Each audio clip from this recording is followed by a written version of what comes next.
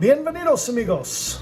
Jono here. Hope you're doing well. My friends call me Jono. Hopefully you'll call me Jono. Actually, I think the only person that doesn't call me Jono is my dad. Dad, if you're watching, thanks for hanging out. You know, we spend a lot of time talking about buying in this market, but what about sellers? In fact, I've got some really cool stuff cooking. I think you're gonna like it.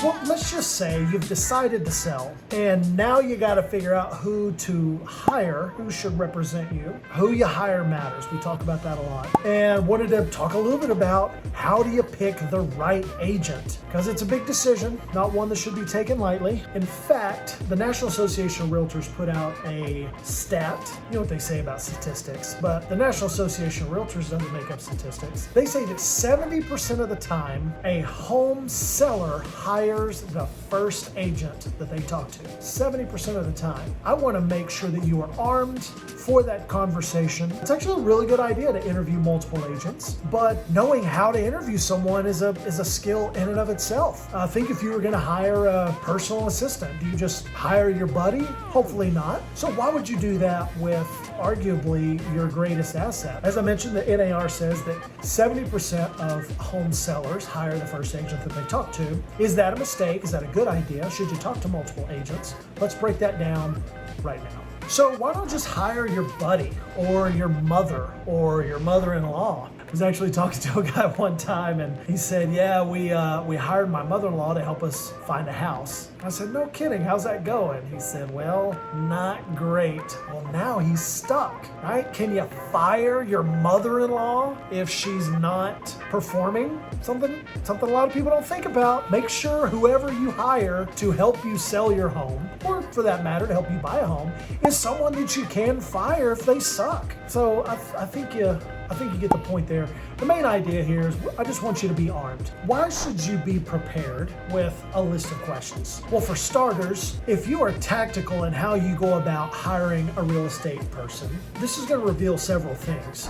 Most agents are not prepared to be interviewed. They just simply show up and expect that they're going to give a presentation and that's going to be that. So letting them know on the front side, we're going to interview multiple agents will knock a lot of people off their game or back on their heels. If someone is not going to be able to think quickly on their toes, I would suspect you would probably want to know that on the front side before you got all the way into the transaction with them. That's reasonable. Being prepared will give you a couple of things. It's going to make sure that they are believable and trustworthy. It's going to show their level of confidence, identifying what is their experience and is that right for you or the given scenario that you find yourself in. And arguably one of the most important characteristics, are they fun? Now, I've had some people say fun. Is it required that my real estate agent be fun? Well, no, it's not. But I don't know if you've sold a house before or when the last time you sold your house. According to National Association of Realtors,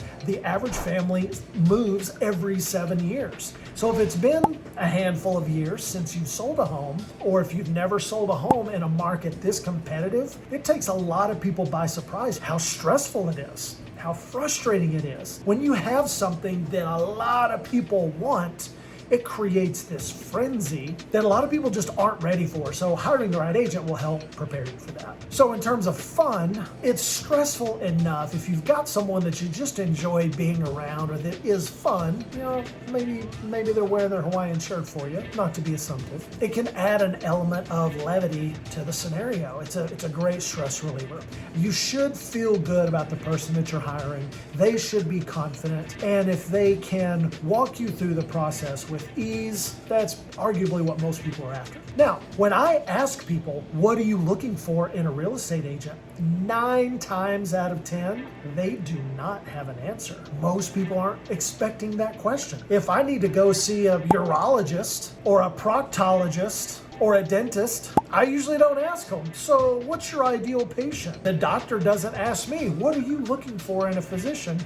Most people just assume, in sales we call it assuming the close, and they just show up. If you don't object, they move you right through the process and you hire them, and that can be a massive mistake. So that's the whole point of this video, is to prepare you to interview agents to make sure you hire the person that's going to best represent you in the marketplace. Now, if you are going to use this process, there is a method to the madness. And although it can feel like you're skipping around a bit, if you'll follow this process to the T, what it will do is it will keep the real estate agent on their toes and will usually give you a good indicator of, are they confident in high stress scenarios. So my recommendation would be just write these questions down and follow them step by step. First question is an obvious one.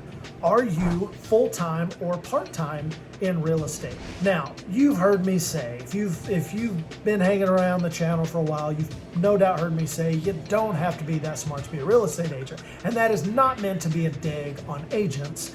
But if you've ever known an agent, you probably have thought that to yourself, like, man, it seems like they'll just give a real estate license to anybody that fogs a mirror. There's nothing wrong with being part-time. In fact, it's very fashionable right now to have a side gig. And I think real estate is a wonderful side gig. But if you're selling a house, you probably want to make sure that you're hiring someone that is their full-time focus for obvious reasons. So that's a great first question. Another thing about that question on the front side is it's a static, easy to answer question. Doesn't require a tremendous amount of thought, kind of like, what's your birthday? Right? You know the answer to that question off the top of your head. And as we progress through these, the questions get more and more dynamic and can be trickier to answer. Second question, how many sellers are you working with right now? What is their current schedule? What's that look like? Now, why is that question important? If somebody's not working with any sellers, that could be an indicator. Or if they're working with 100 sellers right now, how are they going to have time for you? And it's something to be aware of, especially with some of these larger teams. You might be meeting with the main person or the rainmaker, as it's often referred to. Are they going to be the person representing you in the transaction? Or do they send the big guns out to do the listing appointment and then hire out someone on their team? You want to know that on the front side. This also speaks to their availability. If you have a question and they're with another client, what does that mean for you? Well, it means that you wait. If time is of the essence, which it oftentimes is in real estate, that can be something that can bite you, so you want to find that out quickly. Are they available to represent you? And can you get a hold of them if there's an issue? Number 3, what is their ideal client? Now this is where you'll start to really catch people off guard. You'll start to catch real estate agents off guard. Most people have not given this any thought. Well, Jono, wouldn't the ideal client be someone willing to sell their house? Well, I would submit to you, all money is not good money. And sometimes it's better to not take a listing if I feel like I'm misaligned with either the objective or the client. If somebody's just gonna grind my gears, I'm gonna be perfectly honest with you, I don't need that. I don't want that. And having clarity around what someone's ideal client is or their avatar, it can be very telling in a real estate transaction. Great question to ask. Number 4, this one is a doozy. Tell me about your closest non-family relationship. Now, I stole this one from Chaz Wilson. This is a great question to ask potential employees. The reason is, take real estate. It's such a people-centric industry. It's very people-centric. If someone can't tell you about close personal relationships that they have that are not family members, that can speak to how good they are with people. And I would submit to you, what's the old saying? 82.93% of all statistics are made up on the spot. 99% of this whole deal is your ability to interact with people. As a real estate agent, if you suck at people, you're gonna struggle selling real estate. Now, I don't know why that is. It's just the way it is. So you wanna make sure that you can find someone that can speak to their close personal relationships. Very telling, very telling. Number 5, how many deals did you close or transactions in 2021? Followed by how many deals or transactions have you closed this year to date? There's a saying in business, what you focus on expands. If you don't know your numbers, you probably don't know your business. And someone that's serious about their business and treats their business like a business, no doubt knows their metrics. The market today is completely different than it was 3 months ago. You may not believe that, but the facts are the appreciation is so crazy right now. Let me tell you a quick story. I've got a listing that we just got under contract, and I had 4 real estate agents call me back to back and ask the question, if we offered 8% over list, would we be competitive? I mean, verbatim, as if they all went to the same class that said, call up a listing agent and ask them, if we offer you 8%, would we be over list? Would we be competitive? If someone is not sold a lot of houses, there's a good chance that they're going to be misinformed when they go to represent you, and you just want to know that on the front end. Are you hearing a theme here? The idea is you have clarity around this person's abilities, because if you're not in real estate, how do you know if you're hiring a good one? Next question. Do you work with buyers and sellers, or are you exclusive to one or the other? So a good real estate agent, in my opinion, is about 50-50. And this goes way back. This has been a long time standard in the industry. Someone who's only focused on listings and does not work with buyers, in my opinion, is not as in tune with the emotions and the overall game that exists in this housing market right now. 50-50 buyers, 50-50 sellers. That was number 7. Here we go with number 8. Where do your clients come from? If an agent's business is I'm having trouble with English today. Do you understand the words that are coming out of my mouth? Where do your deals come from? You want to look for someone that the majority of their deals are through referrals or past clients. If the majority of someone's deals come from their prospecting efforts in cold calling or door knocking, that tells you something. Now I can tell you that they work really hard, but if there's not a lot of repeat business, what that usually will highlight is there's maybe a lack of customer service or skill set. Think about it this way. Would you hire the agent that sold you the house that you're living in? Do you even remember their name? If you don't remember their name, or you wouldn't hire them again, that says something. Okay, number 9. How many deals do you have in title right now? Now this again speaks to their availability, but also the level of success that they're working with. Someone may have just closed on, for example, I just closed on 4 transactions. It was the same client, bought 4 houses, boom, boom, boom, boom, right after another, it's closed on the same date. Now, if that's the only pipeline that I've got, up until closing, I could say, man, I got 4 deals in title, and it sounds like I'm really busy. Someone with 3 to 5 deals in titles probably got a good. They're probably successful in real estate. But if I close on those 4 deals and I have nothing else in the pipe, again, it's just something that you want to be aware of before you make the decision to hire that person. First question on number 10 is, do you have a transaction coordinator?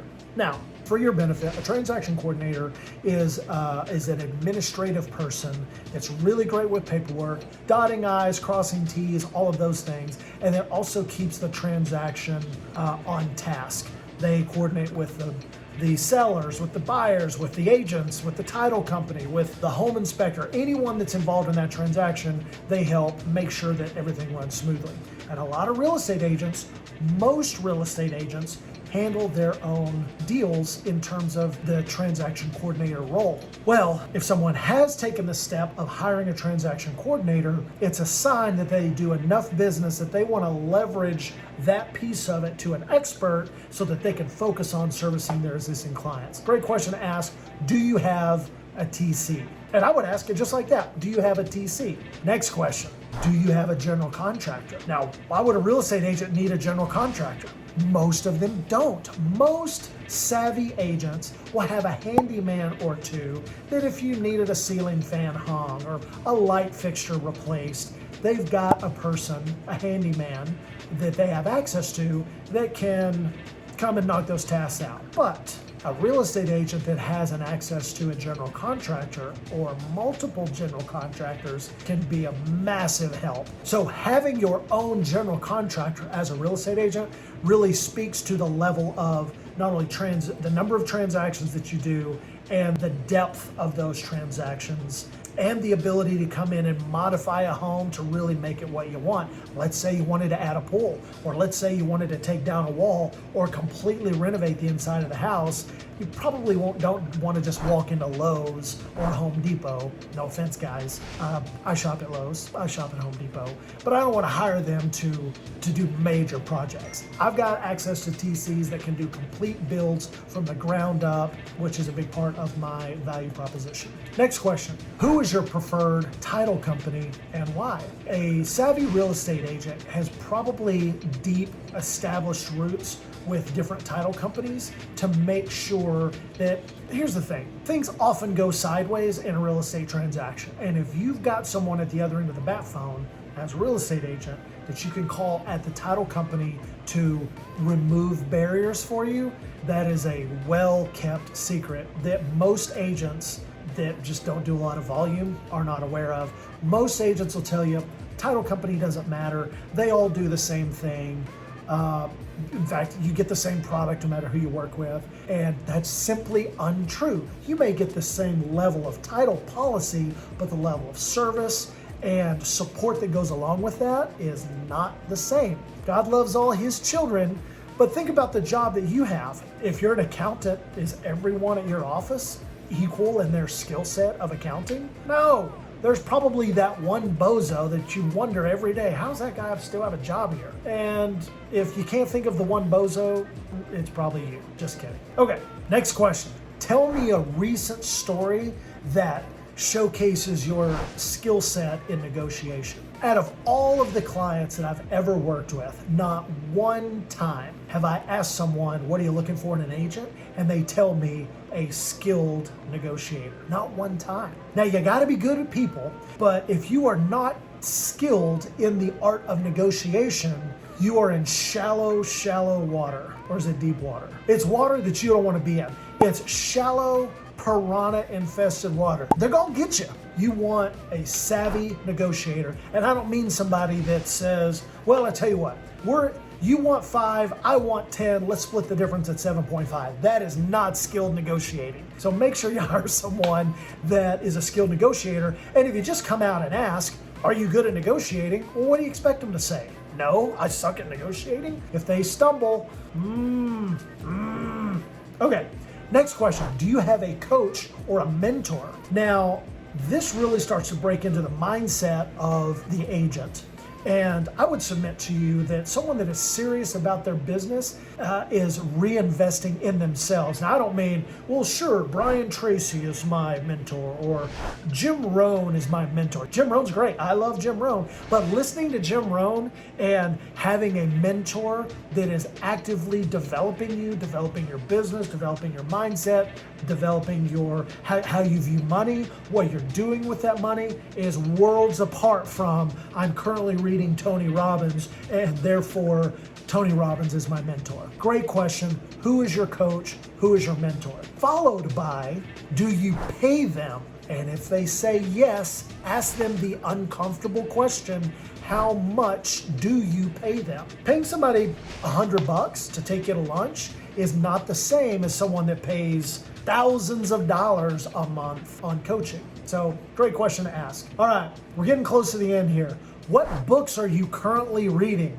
Great question. Not everybody is a reader, but again, this speaks to their willingness and their intent on growing themselves as a person, developing their skill set in sales, negotiations, the art of people. What books are you currently reading? Currently, not what was the last book you read, because they might have read How to Win Friends and Influence People 20 years ago. Great book, by the way. But what are they reading right now that is developing them as a business person, as a salesperson, as a philosophy guru?